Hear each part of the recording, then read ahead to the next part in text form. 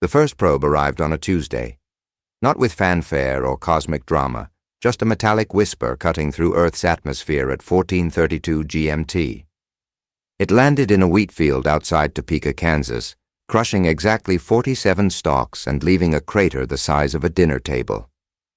Farmer Jim Hendricks found it while checking his irrigation system.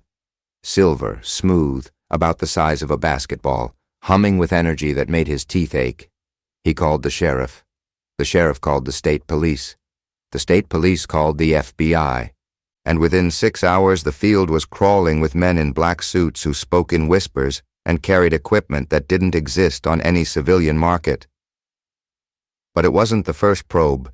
It was just the first one they'd let be found.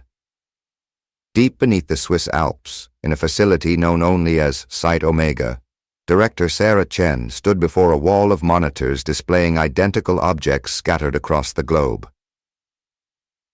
14 confirmed landings in the last 72 hours, reported Dr. Marcus Webb, her chief scientist.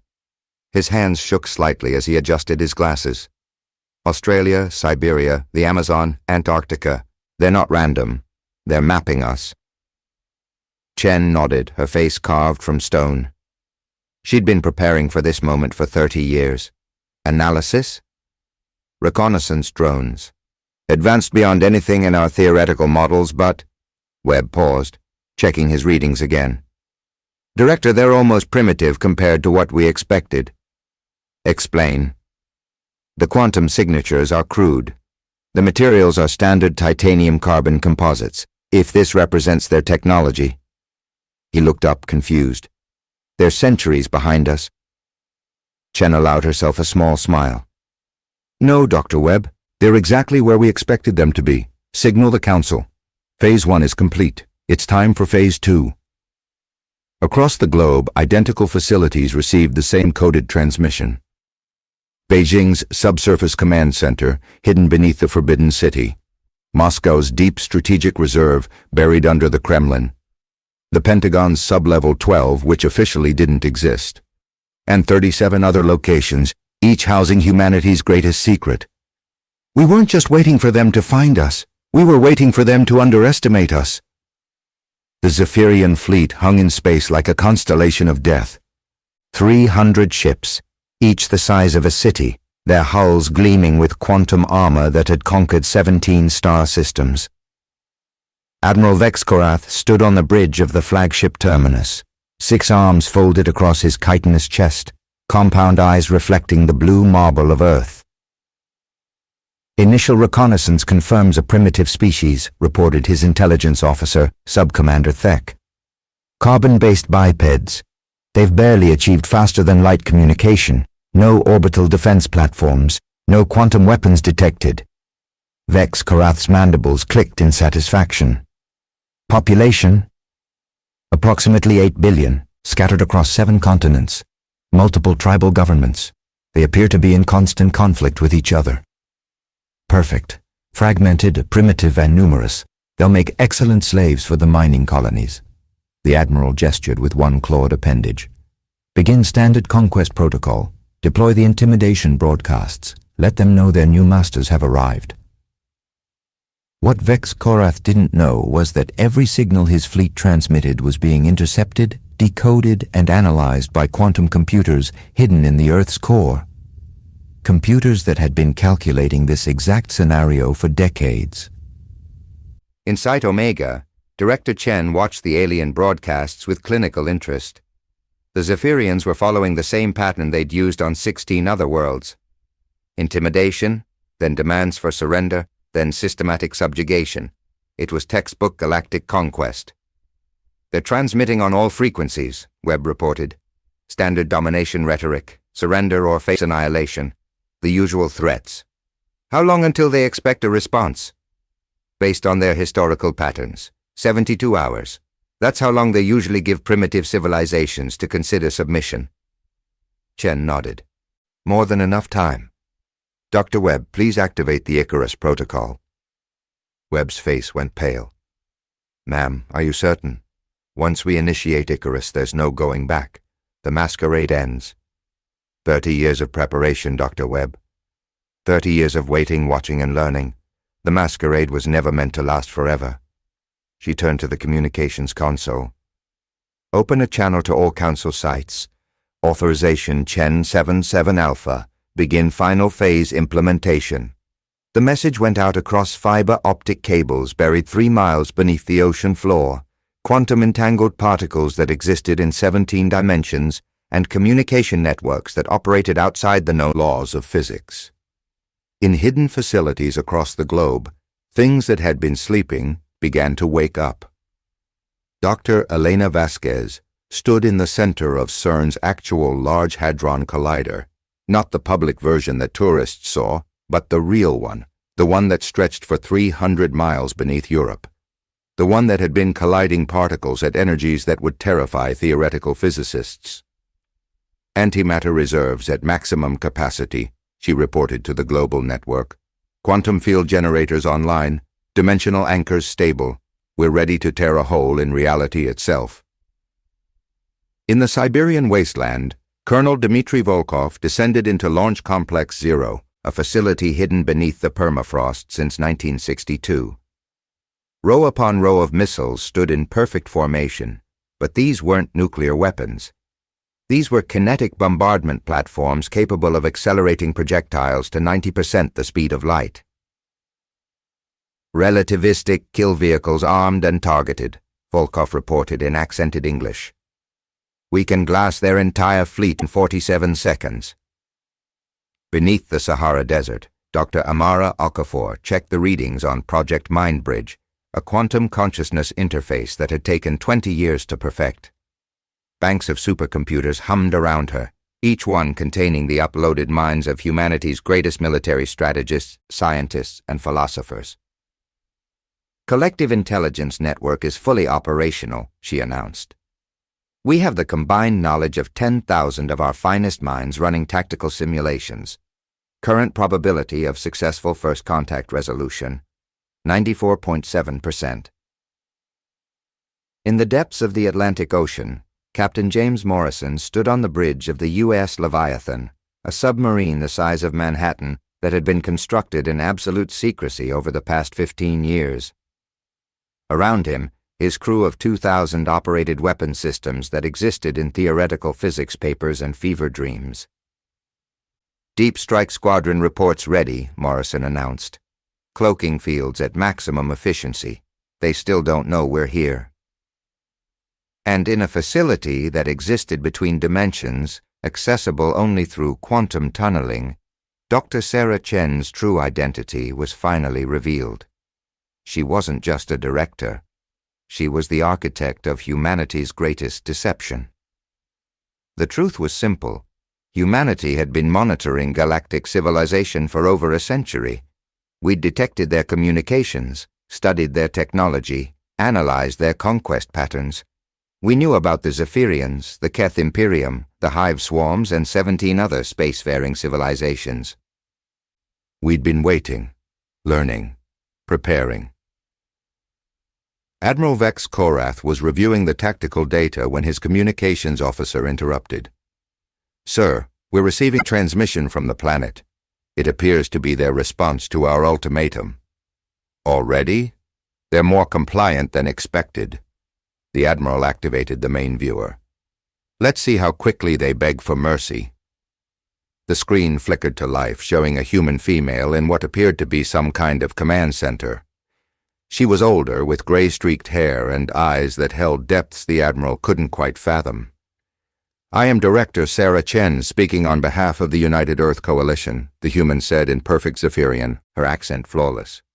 We have received your ultimatum. Vex Korath's compound eyes widened. She was speaking their language, not through a translator, but with perfect pronunciation and grammar. Impossible. How does she... We understand you believe us to be a primitive species, Chen continued. We understand you've conquered 16 other worlds using identical tactics. We understand you view us as potential slaves for your mining operations. The bridge fell silent. Every officer was staring at the screen. We know about your antimatter torpedoes, your quantum shields, your planetary bombardment protocols. We know about your species biology, your social structure, your military doctrine. Chen leaned forward slightly.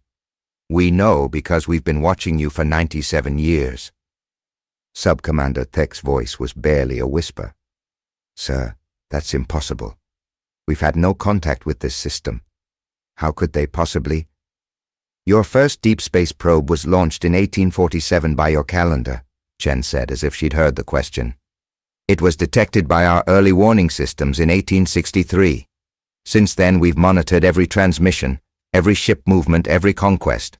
We've studied you, Admiral Vex Korath, son of Thekmor, conqueror of the Altarian colonies." The Admiral's blood ran cold. Those were classified military honors, information that existed only in the most secure databases of the Zephyrian High Command. "You want to know why we didn't develop faster-than-light travel sooner?" Chen asked. "Why we didn't expand beyond our system? It wasn't because we couldn't. It was because we were waiting." "Waiting for what?" Vex Korath demanded, his voice cracking slightly. "Waiting for you to find us. Waiting for you to make the same mistake you made on Kepler 442b, HD 40307G, and all the others. The mistake of assuming that a civilization's apparent technology level represents their actual capabilities." The Admiral's hands flew to his control panels. "Navigation. Begin immediate retreat protocol. All ships prepare for—" "I'm afraid it's too late for that," Chen said calmly. The main viewer split, showing tactical displays of the Zephyrian fleet. Red targeting brackets appeared around every ship. "You've been locked onto since the moment you entered our system." In the depths of space, hidden platforms began to decloak. Weapons that had been disguised as asteroids revealed their true nature. Quantum mines that had been drifting like space debris activated their targeting systems. "You see, Admiral, there's something you need to understand about humanity," Chen continued. "We don't just learn from our mistakes. We learn from everyone else's mistakes, too. And you've made quite a few." Vex Korath watched in horror as the tactical display showed Earth's true defenses. Orbital platforms that shouldn't exist. Energy signatures that defied known physics. Weapon systems that belonged in theoretical papers, not actual warfare. The Altarians tried to fight you ship to ship. The Kepler colonies attempted ground-based resistance. The HD system tried to negotiate. Chen's voice remained perfectly calm. "All failures, because they were all reacting to you. We chose to be proactive." "Sir," his tactical officer whispered, "I'm reading massive energy buildups throughout the system. Antimatter signatures, gravitational anomalies. They're charging weapons I can't even classify." "Let me be clear about your situation," Chen said. "You have 300 ships. Impressive by galactic standards. We have 17,000 hidden platforms, each one capable of eliminating multiple targets. You have quantum armor. We have weaponry that operates outside the quantum framework entirely." The Admiral's mandibles clicked frantically. "You're bluffing. No civilization develops such technology without expanding beyond their home system. It's impossible." "Is it?" Chen asked. "Or is that simply what you want to believe? Tell me, Admiral, what happens when a species that has spent its entire history fighting itself suddenly gains access to unlimited resources and unlimited time?" On the screen behind her, images began to appear. Underground cities that stretched for hundreds of miles. Manufacturing facilities that could assemble ships in hours. Research stations that existed in pocket dimensions. "The truth is, Admiral, we've been space-capable for longer than your species has existed. We simply chose not to advertise it. Instead, we focused on a single question. What would we do when someone like you showed up?" Vex Korath's 6 arms trembled. "You've been preparing for us?"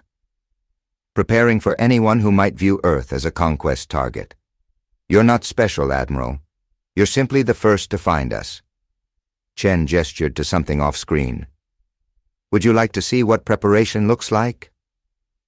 The viewer changed, showing the interior of a massive facility.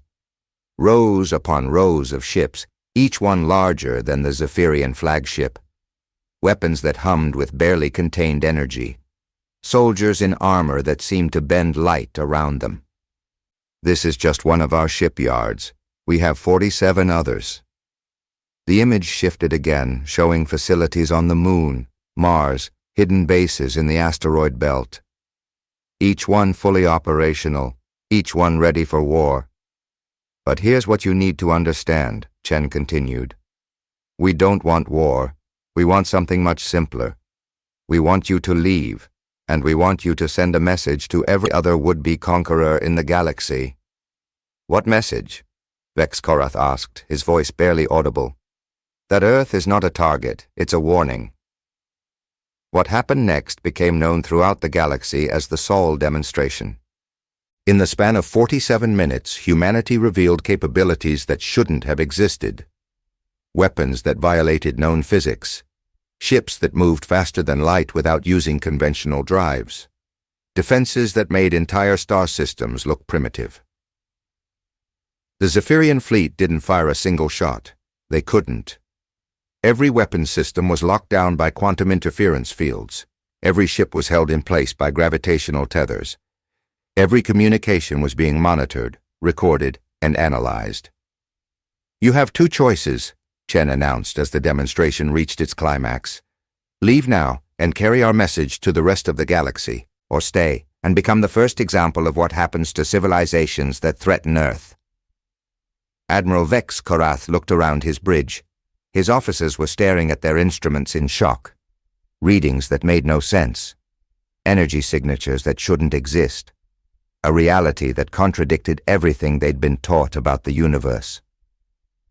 Sir, his communications officer whispered. They're inside our computer systems. They have access to everything. Our star maps, our military codes, They know the location of every Zephyrian world, Vex Korath realized with growing horror.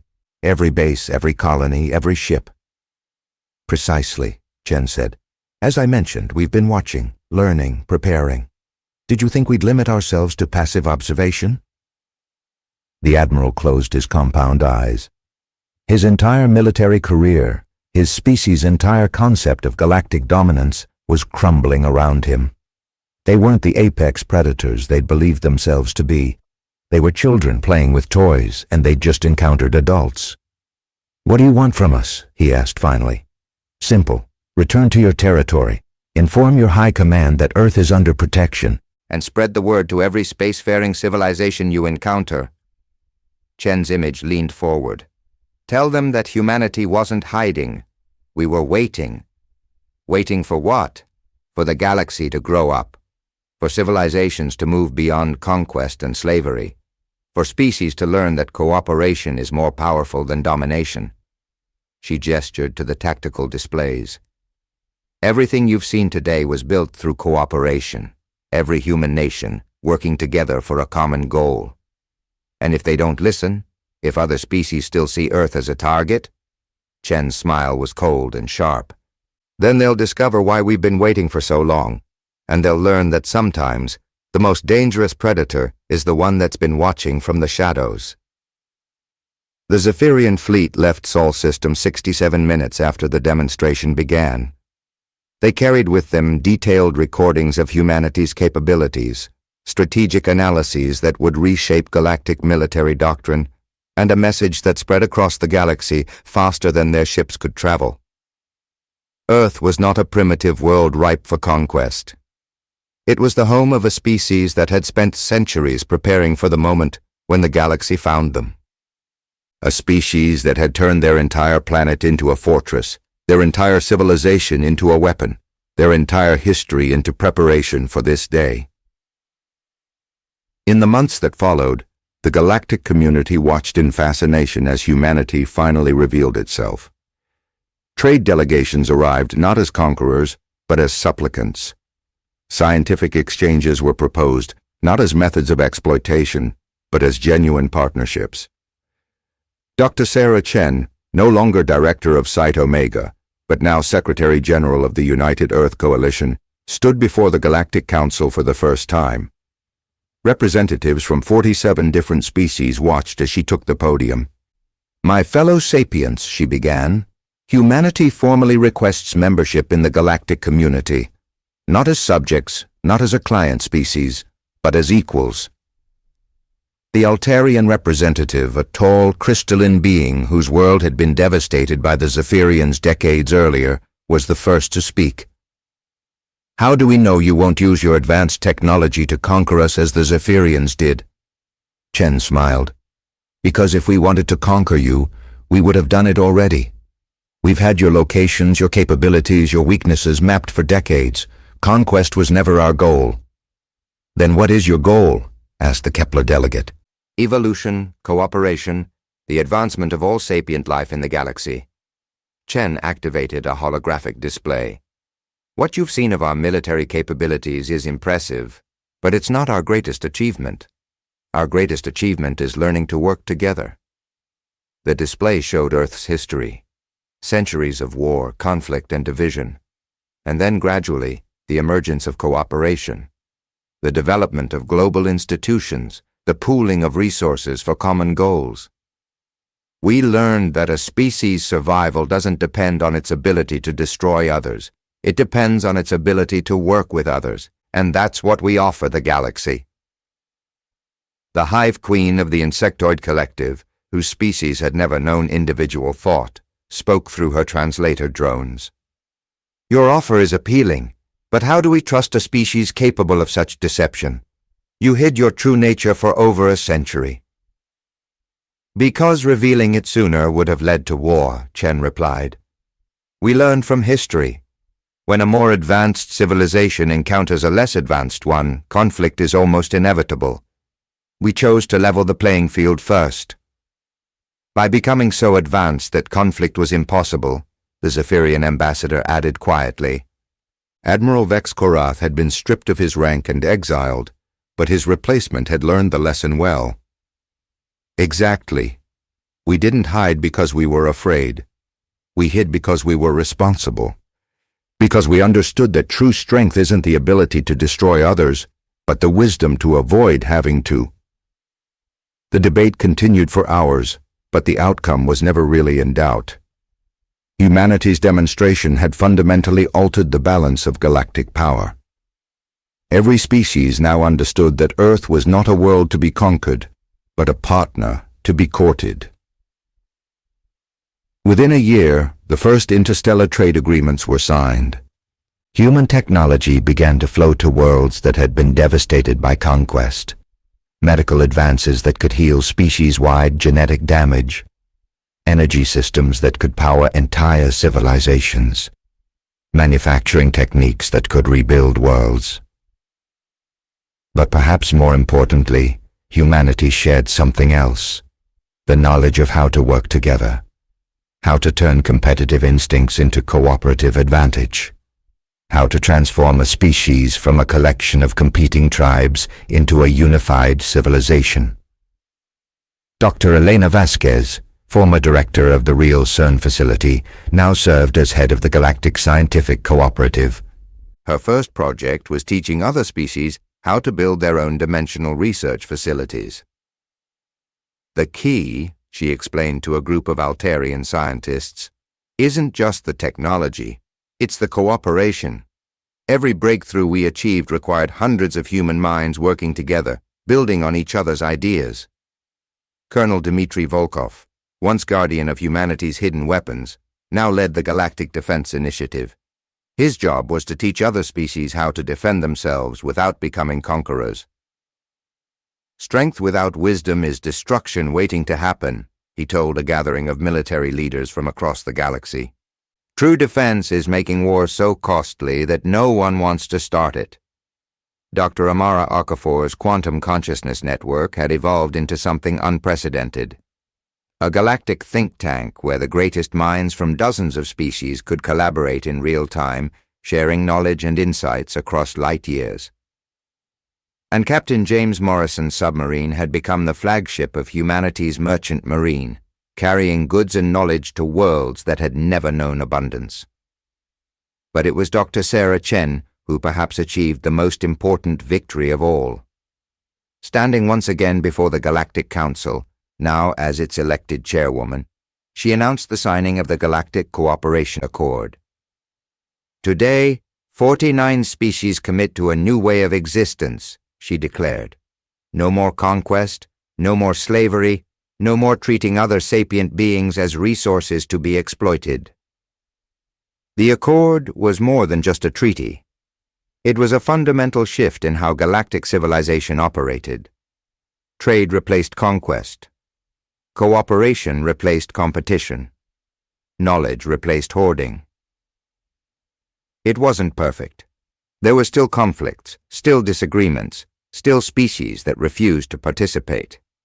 But for the first time in galactic history, the majority of spacefaring civilizations were working together rather than against each other. Years later, when historians tried to understand how humanity had achieved such a transformation, they focused on the technology, the hidden facilities, the decades of preparation. But they missed the most important factor. Humanity hadn't just been preparing for war. They'd been preparing for peace.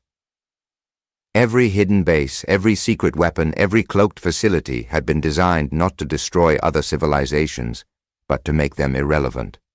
To create a situation where conquest was impossible and cooperation was the only viable option. We didn't wait for them to find us so we could defeat them, Chen explained to a young historian documenting the era. We waited so we could save them. Save them from what? From themselves. From the cycle of conquest and destruction that had dominated galactic civilization for millennia. From the belief that survival required the destruction of others. The historian looked puzzled. But you could have conquered them all. Your technology was superior in every way. Chen nodded. Yes, we could have. That's precisely why we chose not to. True strength isn't the ability to impose your will on others. It's the wisdom to choose not to. So humanity wasn't hiding? No. We were waiting. Waiting for the galaxy to be ready for what we had to offer. Waiting for the moment when we could reveal ourselves not as conquerors, but as partners. Today, the Sol system is the diplomatic heart of the galaxy. Earth hosts the Galactic Council. Luna houses the Interspecies Scientific Cooperative. Mars serves as the headquarters for the Galactic Defense Initiative.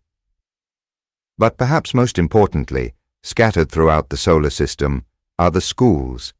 Institutions where young beings from dozens of species learn the most important lesson humanity ever mastered. That cooperation is stronger than competition, that wisdom is more powerful than weapons, and that the greatest victory is the one that doesn't require a battle. The hidden facilities are still there, deep beneath Earth's surface, extending throughout the solar system. The weapons still exist, the defenses are still operational, the ability to defend humanity and its allies remains absolute. But they're no longer secrets. They're reminders. Monuments to the principle that the strongest defense is making conflict unnecessary. And somewhere, in the deep archives of the Galactic Library, a single message is preserved.